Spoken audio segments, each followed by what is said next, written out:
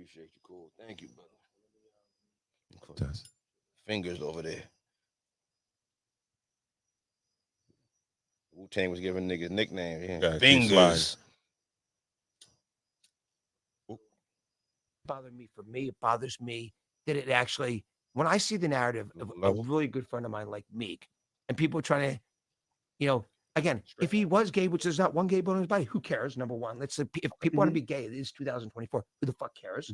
Okay. Number two, there's not a gay bone in his body. So why do people want to lie about that? Why do people want to change the narrative of bet he made with me to try to hurt him?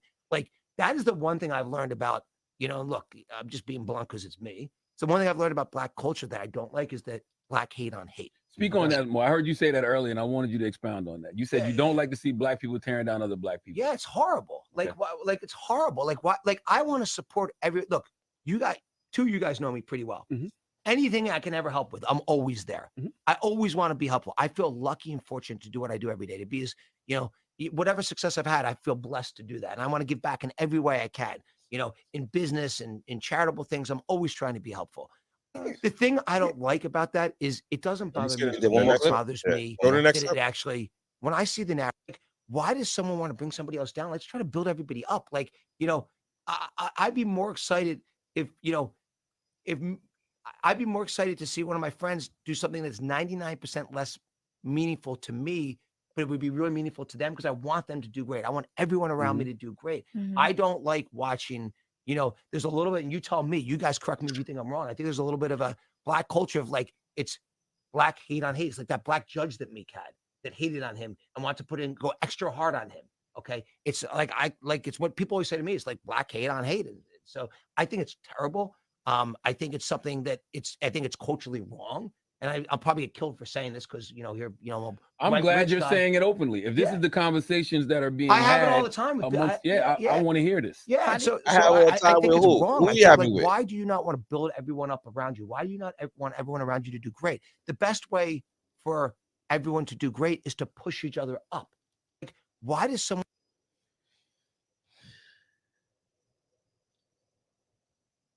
You right, but wrong message. He's crabs in the bucket mentality is the real mentality. He hanging out with too many Black people, bro. That's what that mean. He's just too close to it. He's first of all, he's probably part of the problem because niggas probably hating on me because he's his lapdog. You know what I mean? And they want to be his lapdog. That bunny hopping clip, him bunny hopping for them after he lost that bet playing tennis clip. That's a damning clip from Meek Mills. Yeah. It doesn't help his career at all. It doesn't. But they got him out of jail too. Okay. All right. Yeah. First of all, I understand he probably hangs with Black people. I don't know how many deals he does with Black folks. Because, you could do all the charity work, invite them to your house and to your party and all that shit like that. Are you doing fanatic deals with them? I think you understand what I'm saying? He got some ownership stake in Fanatics. I would be very surprised. He does. I haven't seen the paperwork. But Meek Mill said that? Yeah. Okay. If he say it, I believe it. Yeah. I won't believe it. Maybe that's me hating a Black person hating on another Black person. But it would be no reason if I was him, why I would give this thing any part of my company that I built fucking years and years just because I'm cool with this dude, right? He brings no value. You understand what I'm saying? So that's here, no there, right? Back to he brings no value. What do you mean he brings no value? He does bring value because Black-owned businesses now Meek can say that this not Fanatics to Black-owned business. Even if he got a minority stake in it, it don't matter. They service jerseys for Black sports that are running rampant with Black athletes. They don't need a Black rapper that's falling off to what they need him for. Okay, you know what I mean? So, but either way, he's a hating ass nigga, right? What? No, is that hate or is that's straight? Am I not talking for real, bro? Listen, even though I haven't been agreeing with him all night. I might have to agree with him on that. Yo, bro. Okay, well, unless he's in an ambassador, a brand ambassador, where maybe he does some kind of No, that's work, fine. you know. He said he got stake in Well, the company. Like, no. You got a little meat. Maybe. Well, Well, okay. Listen, maybe as a homie, let's use that homie line right there. Let's say if I'm a brand ambassador, these Jewish dudes do not do homie deals. because remember, it could be a small something to the profit shares or something like that. You go out and you do these mini talks or events. Maybe we could work out, instead of I pay you per event, maybe it could be a little small smidgen of the profit share that I'll share with you for going out there and doing that. You know what I'm saying? Okay. Maybe. I'm just saying that's where maybe you can. Yeah, it's possible. But as far as what he's saying, I believe it to be true. And black folks do hate on black folks, right? Hold on, I got something right here. Michael Rubin's Fanatics and Jay-Z, as well as several other familiar names, are among those confirmed to have acquired Michelin-S. In a statement shared by Complex, Rubin touted the Philadelphia-based company as an iconic brand with limitless future. I am incredibly excited for Fanatics to partner with this incredible group of innovative owners to build upon the company's already strong business that have kept brands culturally relevant for more than 100 years. So Meek doesn't have a stake in Fanatics, but they've done a deal together to acquire. I said Jay-Z. They didn't say. Yeah, Meek is on there. Though. How you know? No, he was. He said it said Meek Mill's name in the article, or it said Jay-Z's. Michael Rubin's Fanatics, Jay-Z, Meek Mill, Lil Baby, and more acquire Michelin-S for $250 million. So he's not part, but he's done business with them, to acquire other brands. So he's spreading love. Who you think he talking about? I think he's talking about the Drake and Kendrick beef. There you go. Honestly, I feel like he's talking about the Drake and Kendrick. He didn't land Drake. He didn't land Drake at his white party until Drake took an L to Kendrick. Drake was never there any years past. Drake was there this year. You think he's talking about black people hating on black people because of Drake and Kendrick? I think so, yeah. I think he's talking about the niggas that he know, that he do business with. Yeah. And I probably think getting flack from dealing with him. Yeah. No. I think he was directly talking about that picture of him hugging Little Baby at that white party, and then people having like, those gay rumors coming up. To me, it sounds like he's speaking about the backlash that these black entertainers are getting from being, because mind you, he just had the white party, and every picture of that white party, I'm sure, had a large number of not, such and such looks nice in that dress, is why is she there, and whatever the case was. So it's like anything he's attached to, dealing with us is being hated on. I think that's really what he's saying. I don't think. Well, that's his premise. You think that he pays attention to the blogs and nobody? Nah, I don't think so. Yeah, Every I think how much you try. I think who's the names on the acquisition? Jay-Z, Meek Mill, Little Baby. I could see a Jay-Z like, yo, why you got these niggas in here with me? Little Baby, Meek Mill, like, those are the streets. But he don't need them. He don't need them. Huh?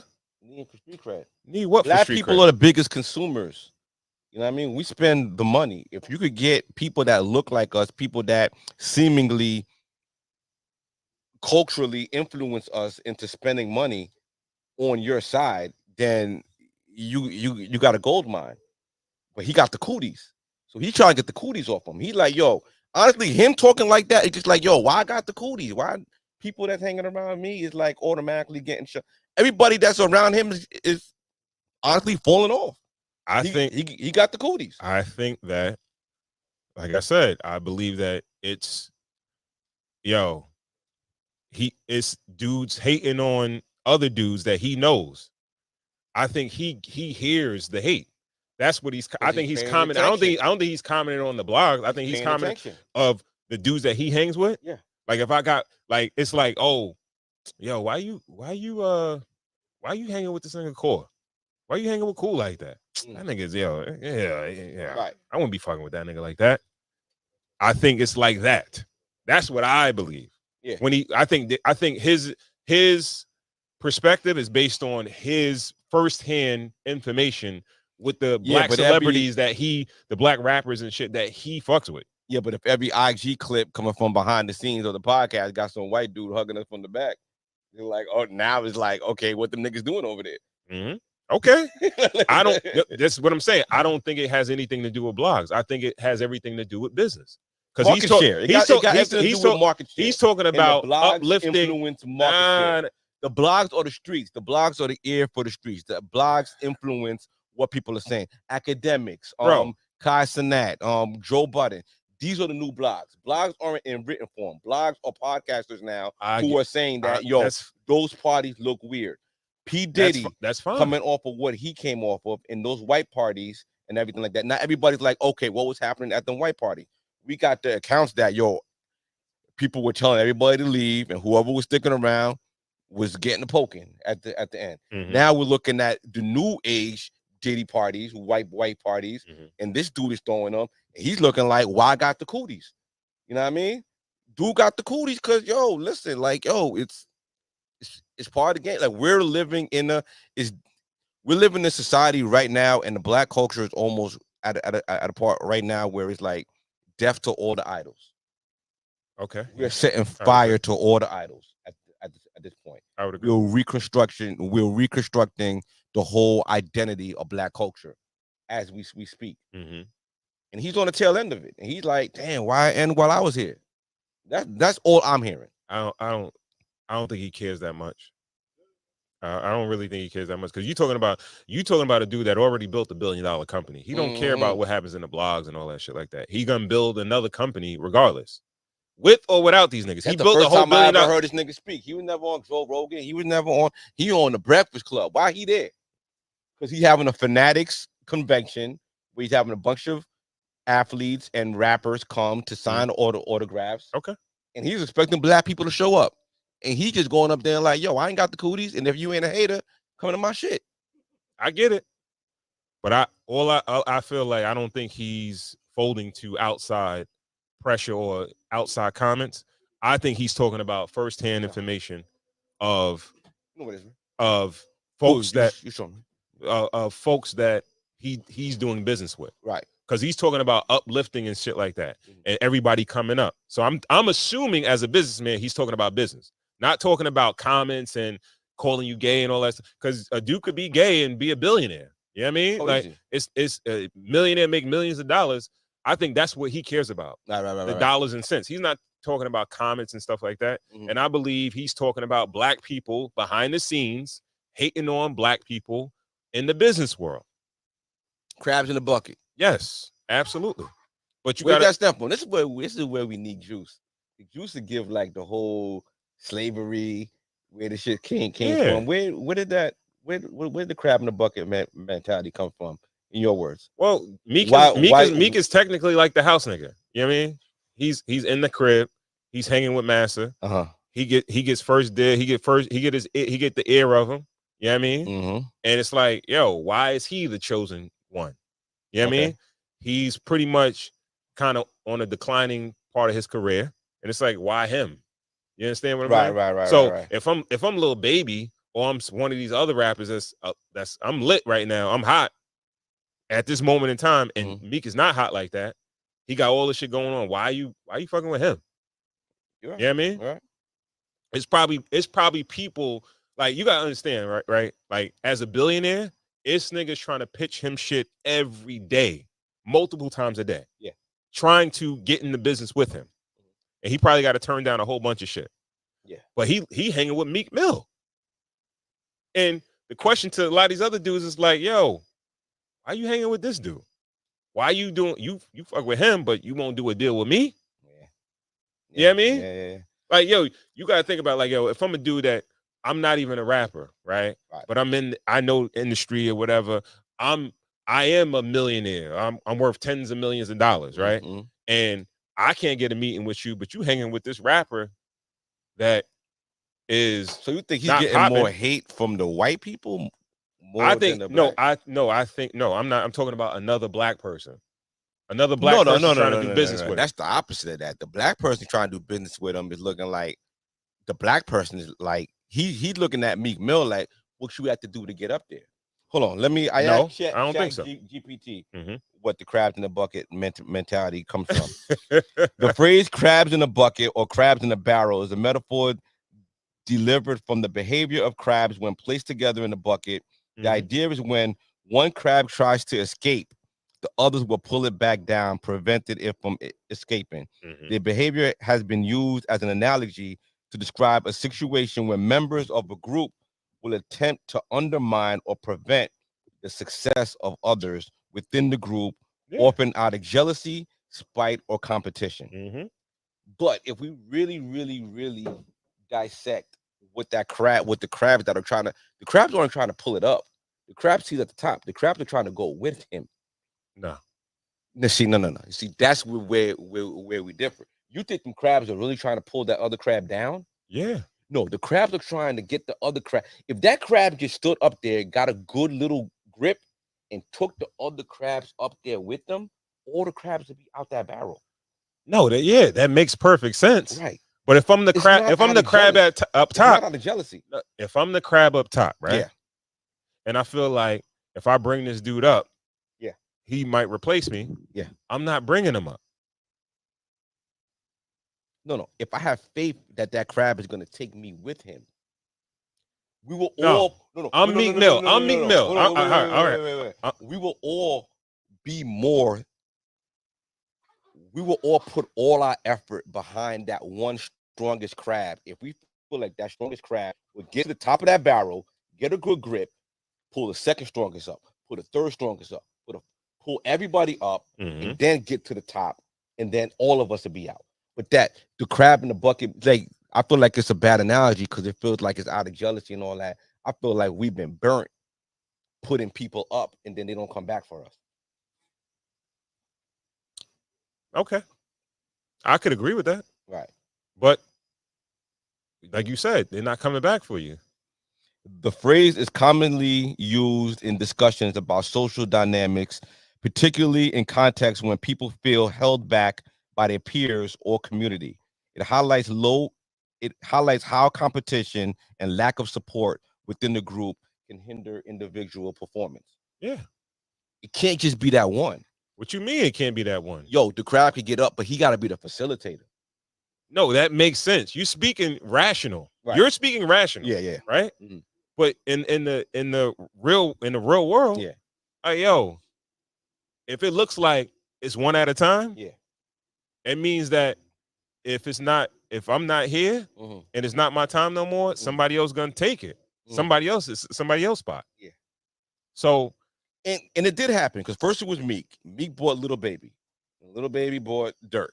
And then it's kind of happening, but it's only happening in one kind of aspect. Can you be like, you don't see in the same light, like in this, like the visuals that you see with Meek, you don't see Little Baby and Dirk and all of them or whatever. You see him at the parties, right? But he playing tennis and all that other and golf and all that shit. What if Meek Mill was able to get like Slutty Vegan to like host, like to like cater the event and get like, and then Keith Lee to like do something, and then like they kind of bring everybody up. No, it just seems like Meek Mill is just up there and he's good with being up there. Yeah. He's like, yes, what the hell with the rest of y'all niggas. Yes, but that's the problem. That's the problem. In his community, he probably. But and another. Go on. This is the next part of it, right? So, if you the one that's like, yo, Meek, come get me, grab me, right? Yeah. And he like, nah, nigga, nah, right? Nigga, that little leg looking down, nigga. No, exactly. What you gonna do? Going down with the rest exactly, of us, nigga. Right? So down. That's how it goes. Like, right. Then I'm gonna start hating on me. Yeah. Come on down with the rest of us, nigga. If I get somebody here that could get to this dude, I'm talking hella shit, or I'm trying to bring the nigga down. Right. That's how I think that's how the whole shit goes. And I think that all I'm saying is with him, like, yo, these niggas get called with propositions all day, every day. Yeah. Right. when I was a broker, all we did all day is dial the phone and try to speak to millionaires. Talk about to get it. them to get them to invest in stocks. Like you were living the Wolf of Wall Street life. Yes. Right. Yeah, so it's like you call these dudes get, you know how many times you get blocked because secretaries, this person, that person, whatever, where they're not gonna let you speak to that person. Right. Some people, that's but their you gotta job, right? No, but you gotta talk to that secretary for a couple of weeks before you get the possibly. Yeah. But let's say you feel like you got it in. Yeah. Right. And the dude be like, yo, you're in his meek with this dude. He's like, yo, this nigga got mad shit on his plate, man. Nah, I don't think he can speak to you or whatever like that. Nigga keep brushing you off. Right. You know what I mean? Like, it could be real. Yeah. But you could take it as hate. It could be, and it's like, yo, all right, I got this nigga's time. I got his ear. I got his everything. I'm not really trying to give up this position. That part. You know what I mean? That's where the crab. That's why Funk Flex still at Hot 97? Sure is.